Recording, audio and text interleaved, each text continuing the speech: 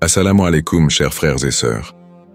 Les djinns, ces êtres mystérieux souvent entourés de légendes et de récits fascinants, suscitent depuis toujours la curiosité.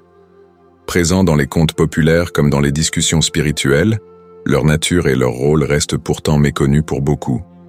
On les décrit tantôt comme des esprits malveillants, tantôt comme des entités capables de bienveillance. Mais qu'en dit réellement l'islam? Avant de commencer cette vidéo, je vous invite à vous abonner à notre chaîne et d'activer la cloche de notification pour rester informé de nos prochaines publications sur la foi islamique. Merci et bonne vidéo. Dans cette vidéo intitulée « Le rôle des djinns dans la spiritualité islamique », qu'en dit vraiment l'islam? Nous allons explorer ce sujet complexe. Vous découvrirez ce que le Coran et les hadiths enseignent sur les djinns, leur rôle dans le monde invisible, et la manière dont ils influencent la vie spirituelle des croyants. L'objectif est de démystifier les nombreuses idées reçues et de revenir à une compréhension plus claire et authentique des djinns selon les sources islamiques. Restez avec nous pour plonger au cœur de ce monde méconnu, où le visible et l'invisible se rencontrent. Alors, restez avec moi jusqu'à la fin pour découvrir cela. Si vous avez des questions ou des commentaires en cours de route, n'hésitez pas à les laisser en bas. J'apprécie beaucoup vos retours. Allons-y. Les djinns, origine et nature selon l'islam. La notion de djinn remonte à des temps anciens, et leur mention dans le Coran leur confère une place centrale dans la compréhension islamique du monde invisible. Selon le Coran, les djinns ont été créés avant les humains. Leur création est décrite de manière explicite dans la sourate Al-Hijr 15-27. Nous avons créé les djinns de feu sans fumée. Ce feu subtil, sans fumée, symbolise leur nature éthérée, différente de la matière corporelle des humains faits d'argile. Ainsi, ils appartiennent à un univers invisible pour l'œil humain, une dimension que seuls certains élus ont pu apercevoir à des moments précis. Les djinns possèdent une nature spécifique qui les place entre les anges et les humains. Contrairement aux anges, créés de lumière et incapables de désobéir aux commandements divins, les djinns partagent avec les humains le libre arbitre. Ils peuvent choisir de suivre le droit chemin ou de se détourner de la volonté divine. Cela signifie qu'il existe des djinns croyants, respectueux des lois de Dieu, tout comme des djinns mécréants, qui préfèrent suivre leurs propres inclinations. Cette diversité est mentionnée dans la sourate Al-Jinn 72-11, où les djinns eux-mêmes disent « Il y a parmi nous des vertueux et d'autres qui le sont moins. Nous avons des voies différentes. » La nature invisible des djinns leur confère des capacités particulières, comme celle de se déplacer rapidement et de se rendre invisibles aux yeux humains. Ils peuvent également habiter des endroits que les hommes n'occupent pas, tels que les ruines, les déserts et les endroits isolés. Pourtant, bien qu'ils soient capables d'interagir avec notre monde, leur existence reste en dehors de la perception humaine quotidienne. Dans les récits islamiques, certaines histoires relatent des interactions entre des prophètes et des djinns, mais ces récits sont l'exception et non la règle. Comparativement aux humains, les djinns ont une durée de vie beaucoup plus longue. Cependant, tout comme les humains, ils sont destinés à mourir et à être jugés par Allah au jour du jugement dernier, en fonction de leurs actes sur terre. Ils sont ainsi soumis au même principe de récompense et de punition que les êtres humains, ce qui souligne leur capacité à être responsables de leurs actes. Cette capacité de choisir le bien ou le mal, de croire ou de ne pas croire, les distingue également des anges, mais les rapproche des êtres humains. Cette similitude a parfois mené à des interactions problématiques, notamment lorsque certains individus cherchent à communiquer avec les djinns par le biais de pratiques occultes, une pratique strictement interdite en islam. En effet, la foi musulmane met en garde contre la fascination pour ces créatures, qui peuvent être à la fois des alliés et des tentateurs pour les humains. Les djinns et leur libre arbitre. Dans la théologie islamique, les djinns, à l'instar des humains, sont dotés de libre arbitre, c'est-à-dire de la capacité de choisir entre le bien et le mal. Ce libre arbitre leur permet de décider de suivre le chemin de la droiture ou de s'égarer dans la désobéissance à Dieu. Cette caractéristique est un point central de leur nature et les distingue des anges, qui, eux, sont créés de lumière et ne peuvent qu'obéir aux ordres divins. Ainsi, les djinns, tout comme les humains, sont soumis à la même responsabilité morale devant Dieu. Le libre arbitre des djinns est souligné dans plusieurs versets coraniques. Par exemple, la sourate Al-Djinn 72:11 mentionne « Il y a parmi nous des vertueux et d'autres qui le sont moins. Nous avons des voies différentes. » Ce verset met en évidence la diversité morale parmi les djinns, certains étant pieux et croyants, tandis que d'autres choisissent la rébellion et l'incrédulité. Cette capacité à choisir librement leur voie est une preuve de la complexité spirituelle de ces créatures. Le parallèle entre le libre arbitre des djinns et celui des humains est essentiel à comprendre. Tout comme les humains sont confrontés aux tentations et aux choix moraux, les djinns vivent également des épreuves similaires dans leur propre monde. Les deux groupes de créatures sont soumis aux mêmes règles divines et seront jugés au jour du jugement dernier sur la base de leurs actions. Les djinns pieux peuvent obtenir la miséricorde divine et accéder au paradis, tandis que ceux qui ont choisi la voie de l'égarement subiront les conséquences de leurs actes. Un exemple frappant de la liberté de choix des djinns est celui d'Iblis, le plus connu d'entre eux.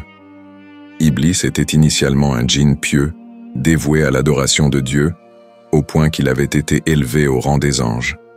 Cependant, lorsque Dieu créa Adam et demanda aux anges et à Iblis de se prosterner devant cette nouvelle créature, Iblis refusa par orgueil, disant « Je suis meilleur que lui. Tu m'as créé de feu, alors que tu l'as créé d'argile. » Sourate Al-A'raf 7:12. Ce refus a marqué le moment où Iblis a exercé son libre arbitre en choisissant de désobéir à Dieu.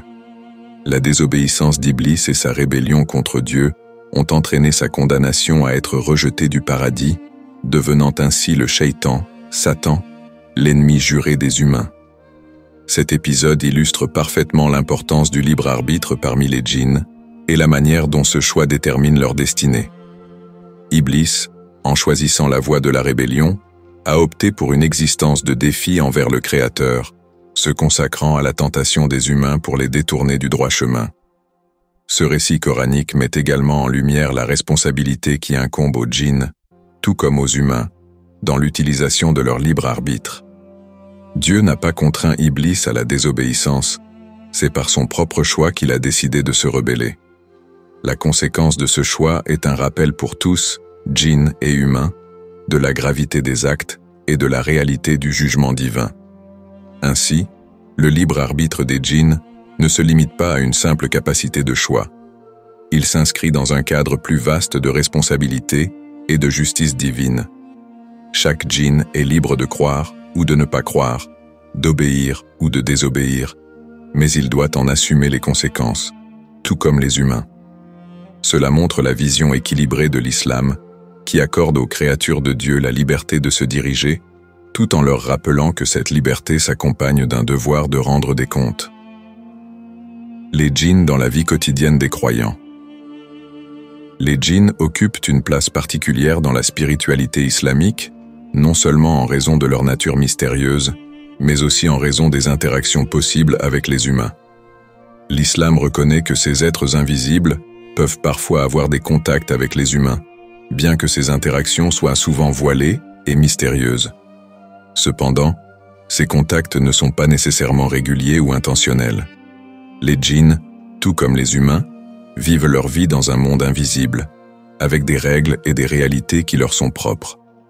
Les interactions entre les djinns et les humains peuvent prendre plusieurs formes, certaines bénéfiques et d'autres plus dangereuses. Les djinns croyants, qui partagent avec les musulmans la foi en Dieu, n'interagissent pas de manière nuisible avec les humains, respectant leur propre chemin spirituel. En revanche, certains djinns mécréants ou malveillants peuvent chercher à nuire ou à troubler les humains, par jalousie, curiosité ou volonté de semer le trouble. Ces influences peuvent se manifester par des pensées perturbantes, des cauchemars, ou encore des sensations de peur sans raison apparente. Cependant, l'islam insiste sur le fait que les djinns ne peuvent pas causer de mal direct aux humains sans la permission d'Allah. Les djinns ont aussi des rôles spirituels dans le monde islamique, notamment en tant que tentateurs. Leur influence peut être subtile, cherchant à détourner les croyants de la prière, de la droiture et de la sérénité.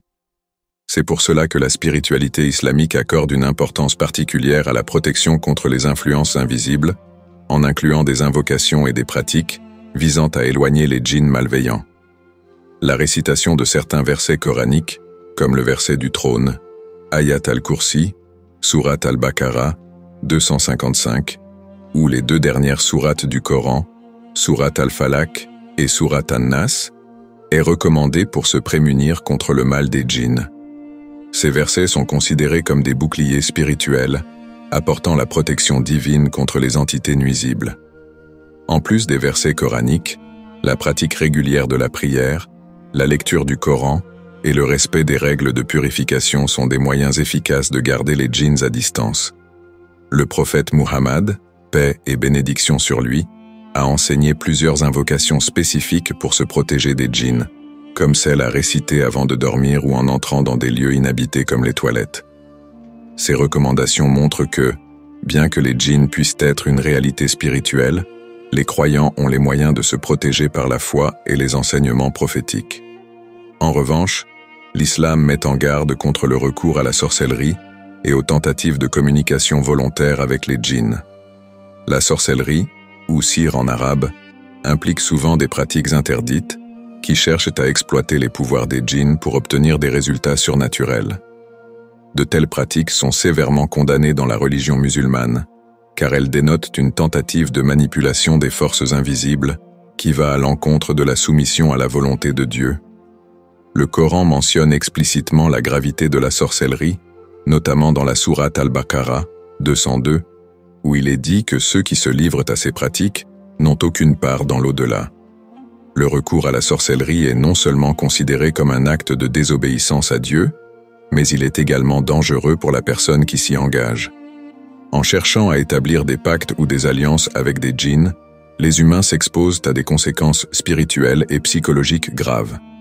Ces interactions peuvent attirer des djinns malveillants, qui finissent par troubler la personne au lieu de l'aider. L'islam enseigne que toute forme de pouvoir ou de capacité spirituelle ne peut venir que de Dieu, et non de la manipulation des djinns. Il est donc essentiel pour les croyants de comprendre que le véritable pouvoir réside dans la soumission à Dieu et la recherche de sa protection.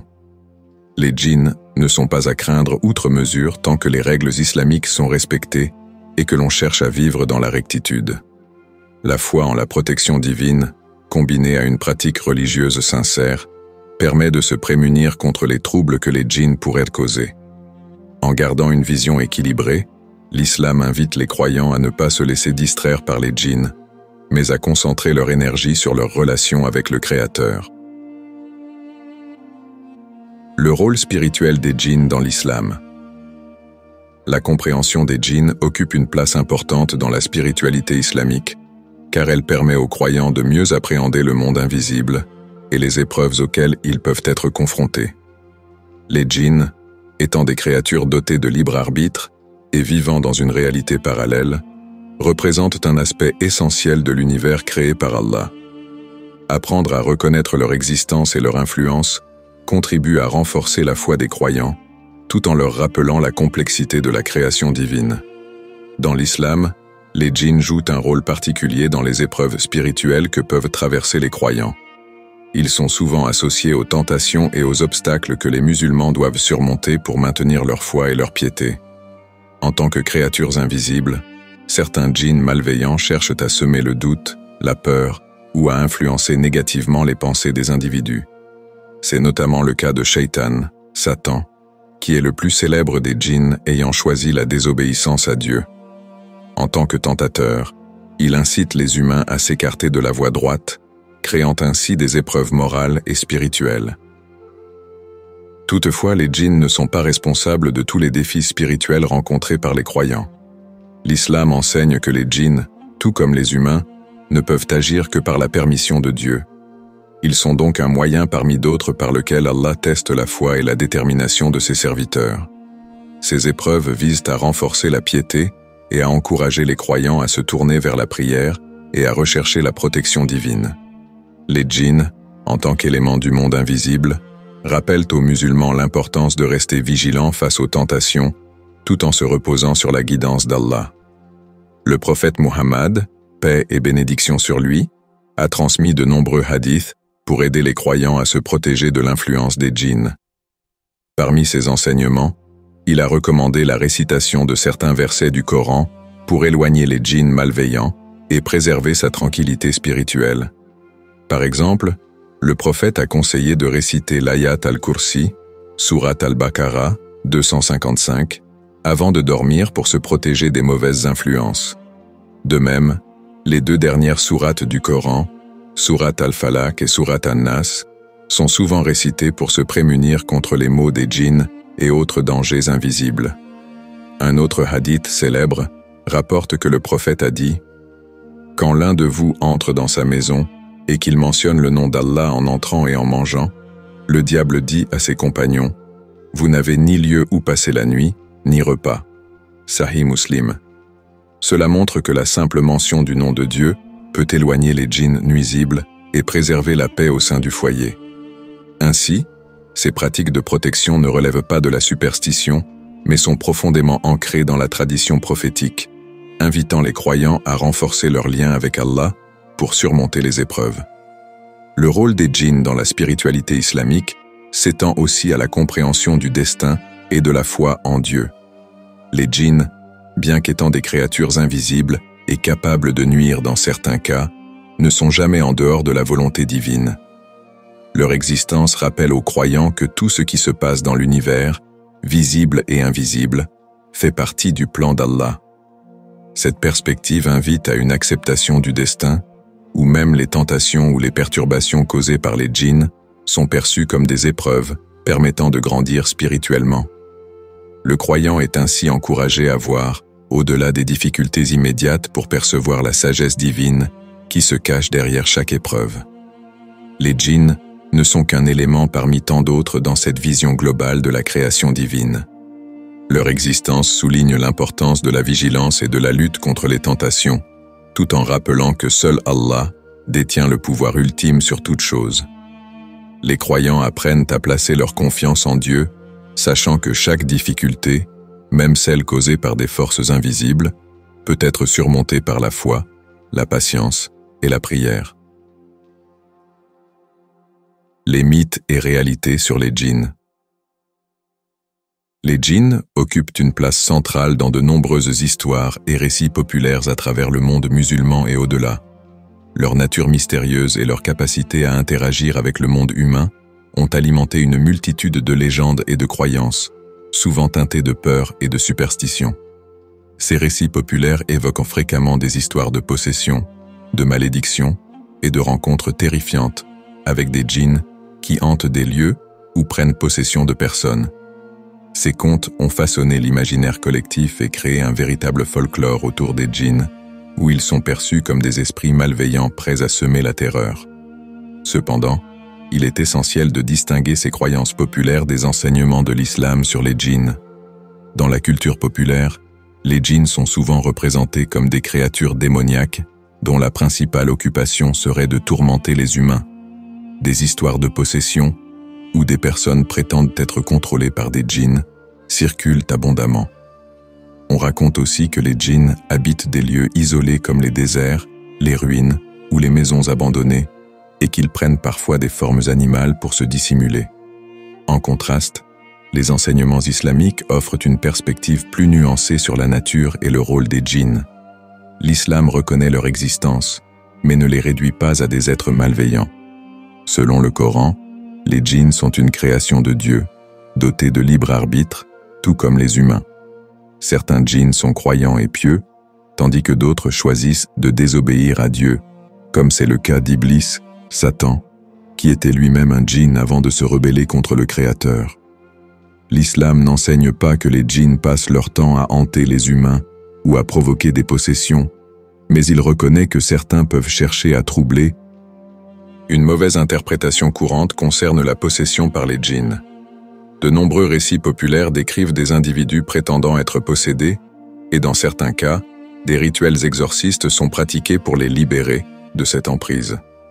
Bien que l'islam admette la possibilité de possession par des djinns malveillants, il insiste sur le fait que cela reste rare et que la foi, la prière et le rappel de Dieu sont les meilleures protections. La peur exagérée des djinns qui se retrouvent dans le folklore n'est donc pas encouragée par les textes sacrés, qui incitent plutôt à placer sa confiance en Dieu et à ne pas accorder une importance excessive à ces créatures. Un autre mythe répandu est l'idée que les djinns peuvent être invoqués pour obtenir des pouvoirs surnaturels ou de la richesse. Ce genre de croyance alimente souvent des pratiques de sorcellerie où l'on cherche à faire des pactes avec les djinns pour obtenir des avantages personnels. L'islam, cependant, condamne fermement ce genre de pratique. Dans la sourate Al-Baqarah, 202, le Coran évoque ceux qui ont appris la sorcellerie pour séparer des couples et causer des maux, soulignant que ces pratiques ne mènent qu'à la perdition. Il est donc clair que le recours aux djinns pour obtenir des faveurs surnaturelles est considéré comme un acte de désobéissance à Dieu. Des anecdotes populaires illustrent bien la différence entre ces croyances et les enseignements islamiques. Par exemple, dans certaines cultures musulmanes, on raconte que si un enfant est souvent malade ou qu'un lieu semble maudit, c'est probablement l'œuvre de djinns qui y habitent. Pour chasser ces présences, on recourt à des rituels non conformes à la tradition islamique, comme la fumigation de certains encens ou la récitation de formules ésotériques.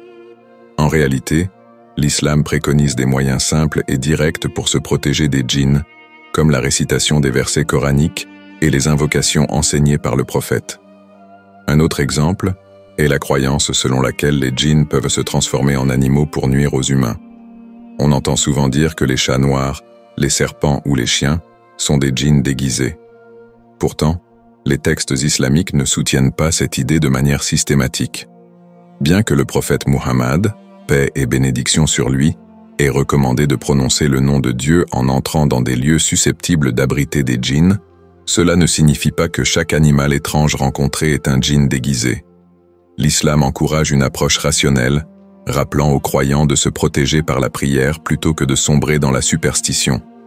Ainsi, bien que les djinns soient une réalité spirituelle reconnue par l'islam, de nombreux mythes entourent leur nature et leurs interactions avec les humains.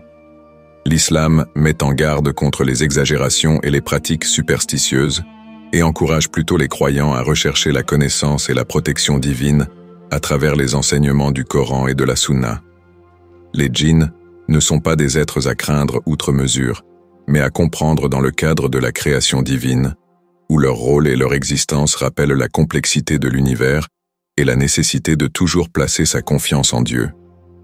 Les djinns dans les textes islamiques, Coran et Hadith. Les djinns sont mentionnés à plusieurs reprises dans les textes islamiques, notamment dans le Coran et les Hadiths, soulignant leur place et leur rôle dans la création divine. Ces références permettent de mieux comprendre la nature des djinns, leur relation avec les humains et les leçons spirituelles qu'ils incarnent. Ces textes rappellent également aux croyants que les djinns, bien qu'invisibles, font partie de l'univers créé par Allah, au même titre que les humains et les anges. Les djinns dans le Coran, Surat al-Jinn, Surat al-Hijr et autres. Le Coran contient plusieurs versets qui parlent des djinns, notamment dans la Surat al-Jinn, 72, qui leur est entièrement consacrée. Dans cette sourate, des djinns témoignent de leur écoute du Coran et de leur conversion à l'islam après avoir entendu la parole divine. Ils disent « Nous avons entendu une lecture merveilleuse qui guide vers la droiture. » Surat al-Jinn, 72, 1 à 2. Ce passage montre que, comme les humains, les djinns ont la capacité de croire et de se soumettre à Dieu, ou au contraire, de désobéir à ses commandements. Cette sourate met en lumière leur capacité à comprendre la révélation divine et leur possibilité de choisir leur propre voie. Dans la sourate Al-Hijr, 15-27, le Coran évoque la création des djinns. Et quant aux djinns, nous les avions créés auparavant d'un feu ardent. Ce verset souligne la nature spécifique des djinns, qui diffère de celle des humains créés à partir de la terre et des anges créés de lumière. Ce feu sans fumée dont sont faits les djinns leur confère une existence intangible et leur permet de se mouvoir dans un monde invisible aux humains. Cela explique en partie pourquoi les djinns peuvent se manifester ou disparaître à leur guise, tout en restant inaccessibles à la perception humaine ordinaire. Les hadiths authentiques sur les djinns. leur présence lors des prières et leurs interactions avec les prophètes. Les hadiths offrent de nombreux détails sur la nature et le comportement des djinns, en particulier en relation avec les pratiques religieuses des musulmans. Un hadith rapporté par l'imam Muslim raconte que le prophète Muhammad, paix et bénédiction sur lui, a dit « Lorsque vous entrez dans vos maisons et que vous mentionnez le nom de Dieu en entrant et avant de manger, les démons, djinns, disent « Vous n'avez ni lieu où passer la nuit, ni repas. » Cela montre que la simple mention du nom de Dieu peut empêcher les djinns malveillants de troubler les croyants, soulignant ainsi l'importance de la protection spirituelle à travers les invocations. Un autre hadith célèbre relate un incident où un djinn a tenté de perturber le prophète pendant sa prière de nuit. Le prophète l'a maîtrisé et a pensé l'attacher à un pilier de la mosquée pour que les musulmans puissent le voir.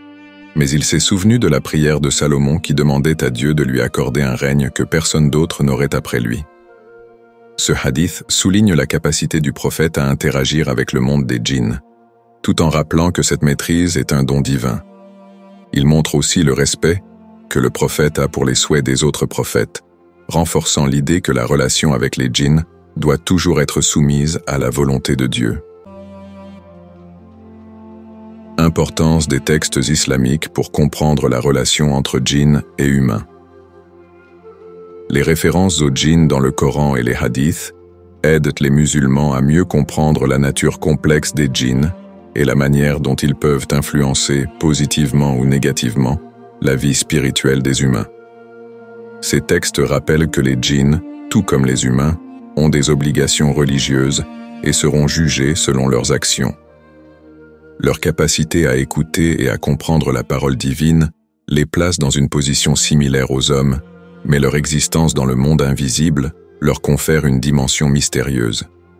Les récits coraniques et les hadiths soulignent également la responsabilité des croyants de chercher la protection divine contre les influences néfastes. L'islam enseigne que les djinns peuvent chercher à influencer les pensées des humains, mais que ces tentatives restent limitées par la volonté de Dieu. La foi, la prière et les invocations sont donc les meilleurs moyens de se prémunir contre ces influences. Les enseignements prophétiques fournissent des outils concrets pour surmonter la peur des djinns et se concentrer sur une vie spirituelle saine et équilibrée. Leçons spirituelles, issues des textes sur les djinns. Les textes islamiques sur les djinns offrent plusieurs leçons spirituelles importantes. Tout d'abord, ils rappellent aux croyants l'importance de la vigilance et de la protection spirituelle. Les djinns, en tant que créatures invisibles, représentent les tentations et les épreuves que les croyants doivent surmonter pour maintenir leur droiture.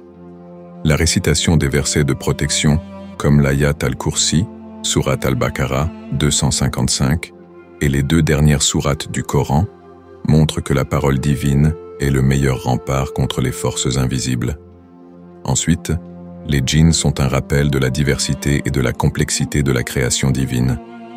En reconnaissant leur existence, les croyants sont invités à méditer sur la grandeur de l'univers et la sagesse de Dieu, qui a créé des mondes visibles et invisibles, tous soumis à sa volonté. Cette prise de conscience renforce la foi en l'invisible et encourage une relation de confiance totale en Dieu. La place des djinns dans la culture spirituelle islamique. Les djinns occupent une place particulière dans la culture spirituelle islamique, influençant certaines pratiques religieuses et rituels quotidiens des croyants.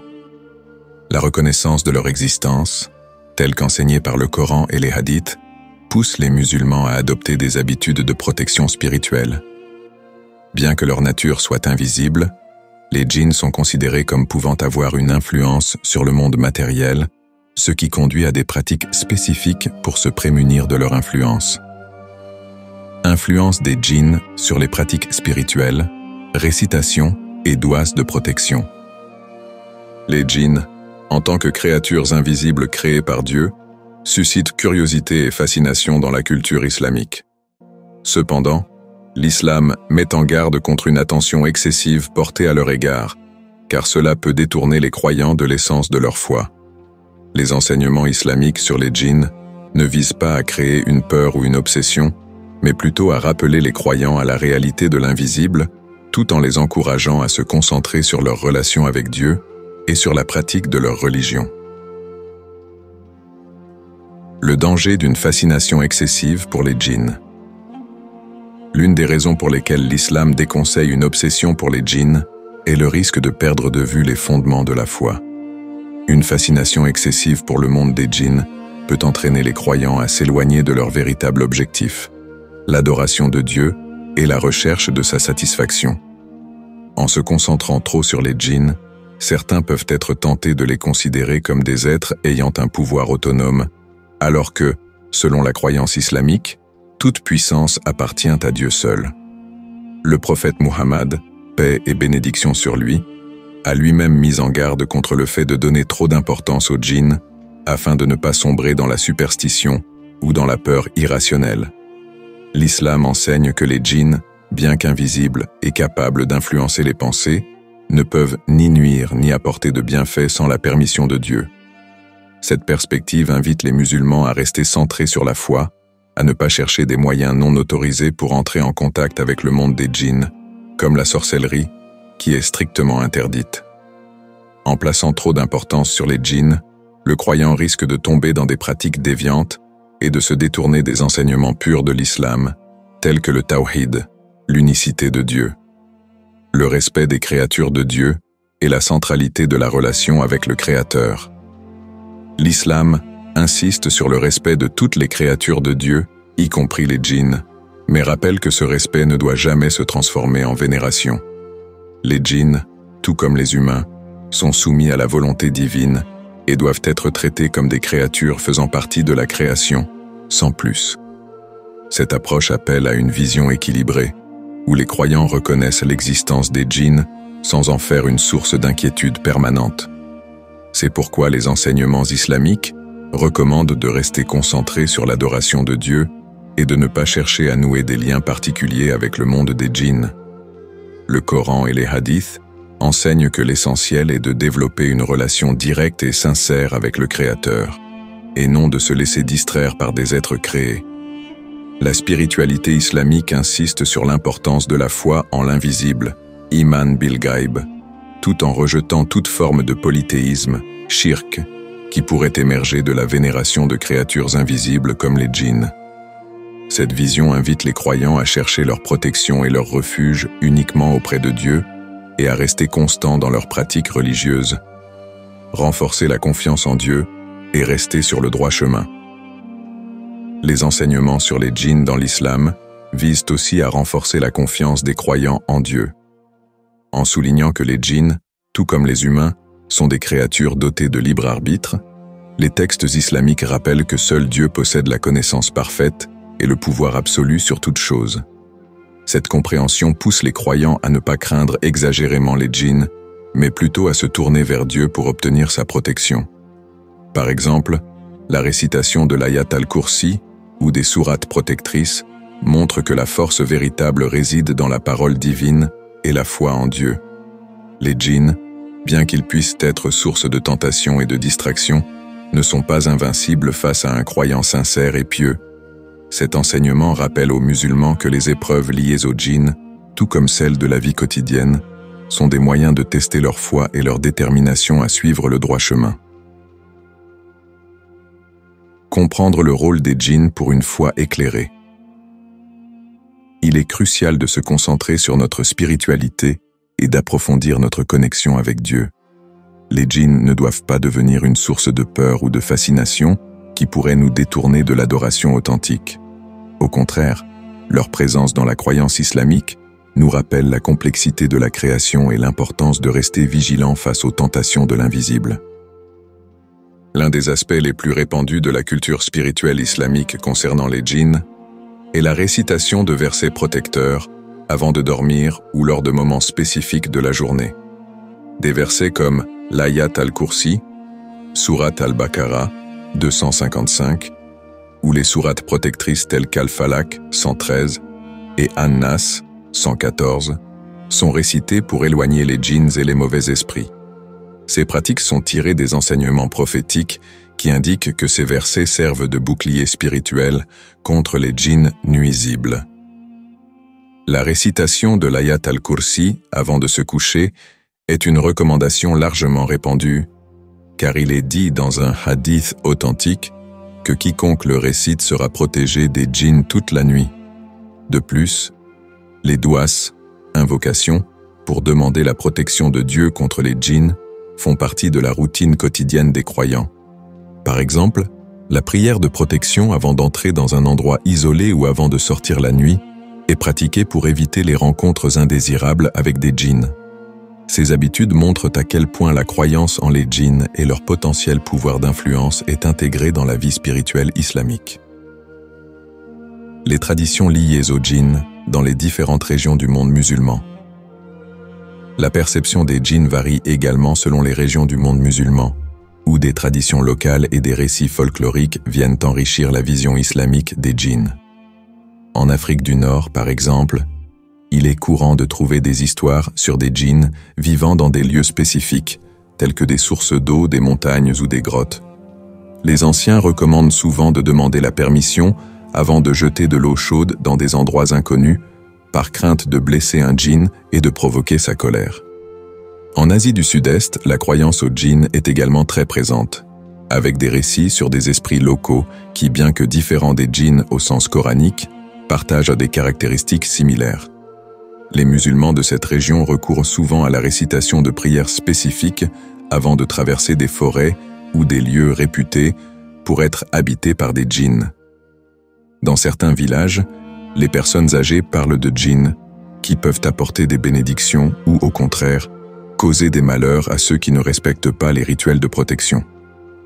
Au Moyen-Orient, la croyance aux djinns est profondément ancrée dans la culture et se retrouve dans de nombreux contes populaires et légendes. Les djinns y sont souvent décrits comme capables de se métamorphoser en animaux ou d'apparaître sous forme humaine. Les histoires de possession par des djinns y sont plus courantes, et il existe des pratiques spécifiques pour chasser les mauvais esprits, notamment par des exorcismes effectués par des savants religieux. La récitation du Coran et la pratique du ruqya, récitation coranique pour la guérison spirituelle, sont des méthodes largement reconnues pour protéger contre les djinns malveillants. La conception spirituelle des djinns et leur relation avec le monde invisible. La conception islamique des djinns est étroitement liée à la vision plus large de l'univers invisible, connu sous le terme arabe de ghaib, l'invisible. Les djinns, tout comme les anges, font partie de ce monde qui échappe à la perception humaine directe, mais qui interagit avec le monde visible. Cette croyance en l'existence de créatures invisibles encourage les musulmans à avoir une conscience spirituelle plus profonde et à comprendre que la réalité matérielle n'est qu'une partie de la création divine. Les djinns sont considérés comme une preuve de la diversité de la création de Dieu et de la complexité de l'univers. Leur existence rappelle aux croyants que tout ne se limite pas à ce que l'on peut voir et toucher, mais que l'invisible a aussi son importance. Cette vision incite à la prudence et à la recherche de la protection divine dans les moments de doute ou de peur. En même temps, les textes islamiques insistent sur le fait que les djinns, comme les humains, sont soumis à la volonté de Dieu et ne peuvent rien faire sans sa permission. Ainsi, la place des djinns dans la culture spirituelle islamique reflète un équilibre entre reconnaissance de leur existence et recherche de la sérénité spirituelle à travers les enseignements de l'islam. Leur influence sur les pratiques quotidiennes montre que la spiritualité musulmane intègre la dimension de l'invisible, tout en soulignant l'importance de la confiance en Dieu comme protection ultime. Les enjeux spirituels et éthiques autour des djinns.